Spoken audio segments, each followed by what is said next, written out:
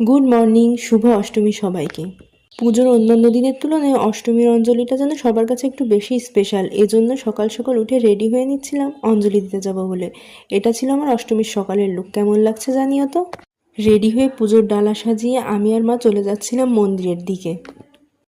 বেশ অনেকটা তাড়াহুড়ো করে বাসা থেকে বের হয়েছিলাম, কারণ আগের বছর আমরা যাওয়ার আগে অঞ্জলি শুরু হয়ে গেছিল। এত তাড়াহুড়ো করে মন্দিরে যাওয়ার পরে দেখি চণ্ডীপাঠ হচ্ছে এখন, আর অঞ্জলি এখনো শুরু হয়নি, তেমন কেউ এসেও পৌঁছায়নি। তারপর কাল ছিল বীভৎস গরম। মন্দিরে যেয়ে দেখি ইলেকট্রিসিটিও নেই। বেশ অনেকক্ষণ বসে থাকার পর তারপর শুরু হলো অঞ্জলি। অঞ্জলি শুরু হওয়ার বেশ কিছুক্ষণ পর ইলেকট্রিসিটি চলে আসলো। তারপর বসে ভালোভাবেই বেশ অঞ্জলিটা দেওয়া হয়ে গেছিল। অঞ্জলি শেষে প্রসাদ নিয়ে পাশের জগন্নাথ মন্দিরে এসে বেশ কিছু সময় বসেছিলাম। তারপর বৌদি, বোন আর দিদিদের সাথে একটু ফটোশুট করে বাসায় চলে এসেছিলাম। বাসায় এসে লুচি বানানোর কাজে মাকে হেল্প করতে করতে আর কোনো ভিডিও ক্লিপই নেওয়া হয়নি। সন্ধ্যায় রেডি হয়ে নিয়েছিলাম ঠাকুর দেখতে বেরোনোর জন্য।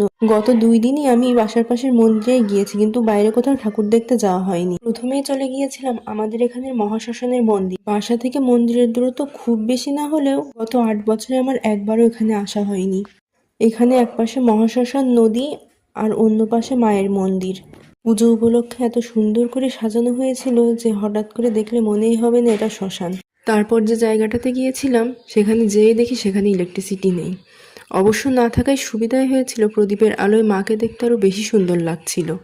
পাশে প্রসাদ বিতরণ হচ্ছিল। প্রসাদ নেওয়ার পর দেখি ইলেকট্রিসিটি চলে এসছে। প্রতি বছরই অন্যান্য মন্দিরের তুলনায় এই মন্দিরটাতেই প্রতিমা বেশি সুন্দর হয়। এমন আলোয় মোড়ানো রাতে মায়ের অপরূপ রূপ উপভোগ করতে কারই না ভালো লাগে। এমনই রাতের অপেক্ষায় আমরা সারা বছর থাকি।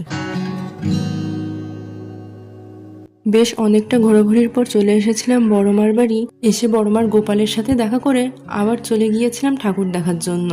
আজ আমি ঠাকুর দেখতে বেরিয়েছিলাম আমার কাজিনদের সাথে। বাবার সাথে আর একটু ঘোরাঘুরি করে আরও বেশ কিছু ঠাকুর দেখে বাসায় চলে আসছিলাম। আসার পথে যতগুলো মন্দির পড়েছে সবগুলোতে যে ঘুরে এসেছি।